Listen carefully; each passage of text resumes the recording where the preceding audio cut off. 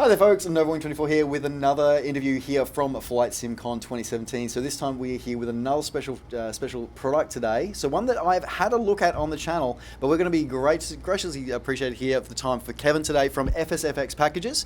Welcome. Thank you very much. Now, of course, we've got you here today to talk about primarily your latest product that, of course, you're very excited about, and I think I've been excited about on the channel. I don't know which one you're talking about. That might perhaps be Chaseplane. I think that would be it. Okay, so look, tell us, for those who may not know what Chaseplane is, what is it? Right. So Chaseplane is a camera system. Basically, it replaces the default camera system that you have in your simulator. So most of us are used to using the space bar and moving the mouse around to move around. So now we can remap those buttons to something else, have something to zoom smoothly, do cinematic shots, using a gamepad controller to control the views, and even enable things that aren't possible in the sim in the default form, like static cameras and moving cameras around. I was going to say the smooth camera position change and stuff like that. That's something that is, as a YouTuber and as a cinematographer, sort of for flight simulation, is absolutely critical. And we lost a lot of that sort of as with the newer sims are coming out and the older software that we used to use wasn't catching up. So it was really great to see a new option available for us. Yeah. But you mentioned things that you can't do in the normal sim. So what sort of things does Chaseplane offer that perhaps your competitor, EasyDock, let's call the elephant in the room, really doesn't offer you? Right. So we have more control over more control over the controls, right? So you can use a joystick, any joystick axis that you might have to control precisely the movements of the camera. You can also adjust the zoom settings to zoom very smoothly on an object using the keyboard or using a controller or anything. You have granular control over all of those things that you can save in one preset. Okay. And have a totally different setting for a different preset. Okay, and with those presets, is that something that that a user has to manually load, or will it be recognized based on the aircraft? So it's recognized based on the aircraft. So you have 3 columns, and most people using EasyDock they're probably used to this form because that's how EasyDock worked in version 1. You have 3 columns. That's totally the best logical way of doing things, right, for the views, because you have inside the airplane, outside of the airplane, and then you have the static cameras that are positioned on the world. So you have a list of presets that you can save. You create your own camera positions, and then you save them. And you can assign some particularities to those cameras when it comes to camera motion, some options that you might want on some cameras, some motion effects, and everything. And that's saved per aircraft. And you can import those onto other aircraft. You can copy them. Yeah, so it gives you that a lot more of that, as you said, that granular control, exactly. and especially to be able to use the plethora of devices that are available on the market. So we're not limited to just keys and sort of key bindings. Exactly. We can actually use axes as well, which is something that was quite revolutionary, I believe. Yeah, exactly, because the other softwares don't take into account the joystick. I think Opus did, but it's implemented not in a very friendly way. And EasyDock is only the keyboard till now. Okay. So it's a new thing we implemented, and it's working great. People love it so far. A lot of Xbox controllers were sold because of Chaseplane. Well, for me personally, it's a perfect way of doing it. It really is, because you've got that multiple axes. But but where is Chaseplane at the moment? Because it's not a finished product, is it? Exactly. So right now it's an alpha product. We're in alpha 2, and we just need to stop adding features at some point. We just need to convince ourselves that that's good enough for V1, and just stop and fix the bugs that remain and make it a V1. But right now we're at that stage where we need to stop. Okay.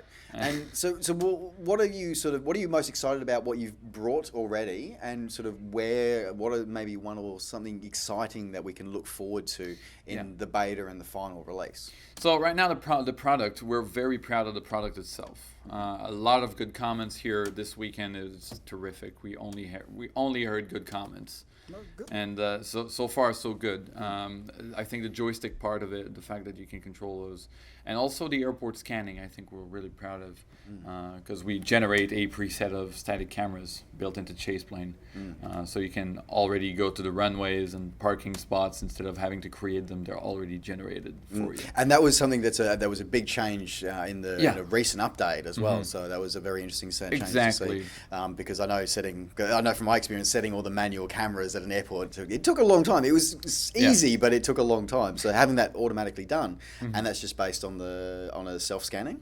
Exactly. So it scans the CFG files, the scenery CFG files, and finds all the add-ons you have, and it calculates all the runway position and parking spots and everything. And that leads into where we're going. Because static cameras is a very scattered thing, right? You're going to go at an airport, but you might never come back to that airport, or you might be going to an airport for the first time without ever being there. So you don't have any static camera presets. So that's when the community comes in. A few months ago, well, actually less than a month ago, we released the community to everyone. So everyone can share their presets there, share a simple link, and people can import those cameras into their own chase plane. But the static mode is grayed out, and there's a very good reason for that. We cannot share those static cameras the same way we share airplanes inside and outside cameras. It has to be sort of a map or something where it's easy to see what camera you're adding and previewing them. And on the static camera list, in the presets page, it would be great if that was sort of community driven, right? You arrive at an airport you've never been at, and you have a filled list of these are the things that are available to me. Exactly, the most popular or whatever. So that's where we're going. And there's also a replacement for FS Recorder, but I guess no one's really interested into that. So. Oh, I don't know. There's a few people, particularly YouTubers, I think, and content creators would be very interested by FS Recorder replacement. So tell me more about that, because I want to know about this. Yeah, we started working on this actually, as soon as we started recording data for Chaseplane for the camera motions. We started experimenting with various ways of saving the data and play it back. As soon as like the earliest version of Chaseplane. So we have had this on our mind for a very long time, but now it's working. The concept is working. We just need to program everything so that it's usable for most users. And we definitely have some great ideas on how to make it work, sort of revolutionary too. Wow. This sounds like it's, as I said, it's a great product as it is at the moment, and just with where you're going and the passion that you speak with is really. Is really exciting for us as well to see as a community, to see that we're driven by your passion as well. So that's great to see. We have so many ideas and just so much time to do it. It's about finding the ideas and nailing the ones down to finish. So, it's been in alpha since November. Now it's it's June. It's pretty good. It's still doing well. It's doing well. So I'm going to wrap up with one sort of final question, because as of course in the space we've gone from having one very ancient sim and one sim that kept a lot in common with a very ancient sim and hadn't really changed much in most of its 8 years of development, to now having two 64-bit full release sims and a 64-bit sim in development. In early access. Of course, we're talking about Lockheed Martin's Prepared 3D version 4, we're talking about X-Plane 11, and of course we're talking about FlightSim World. Now, I understand that at the moment you do have compatibility with Prepared version 4, 3D version 4. Is that correct? Yes, this is correct. So in the experimental build, because in Chaseplane we have two channels. We have a stable channel and we have an experimental channel. So if you're ready to test things, you go in the experimental channel. If you just want a working sim with a camera system, you go in the stable channel. It takes more time to update. Experimental channel has the V4 support, full V4 support, and the non-experimental version has V4 is not supported, but it works, right? So some of the advanced feature, like the static cameras and the zoom, doesn't work properly. The zoom still works, but it's a bit jittery. So it's totally usable, but it's not officially supported. But it's coming. We're fixing a few bugs, and then it's going to go to the stable channel. When it comes to the other sims, FlightSim World is to be determined. We've had today more info with the panel and stuff. We had a few meetings, so we have a bit more information on where we're heading.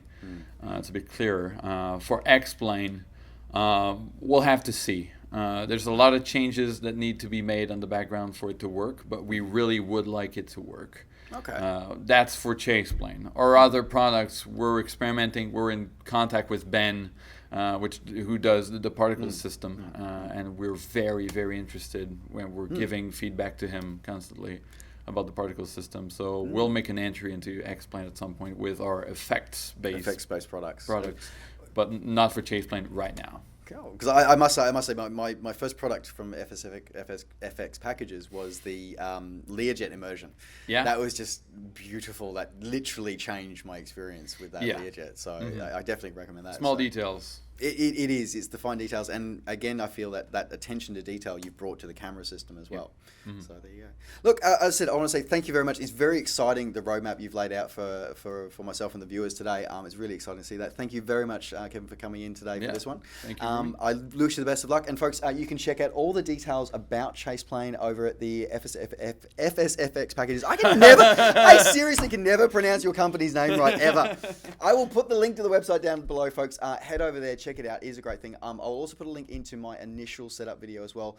Bear in mind though, it is an earlier version, but I will be releasing an updated video with the new versions as they come into being as well. So, all right, thank you very much, folks. Thank you very much, folks, for joining in. Don't forget, as always, take care, safe skies to all, and we'll see you next time.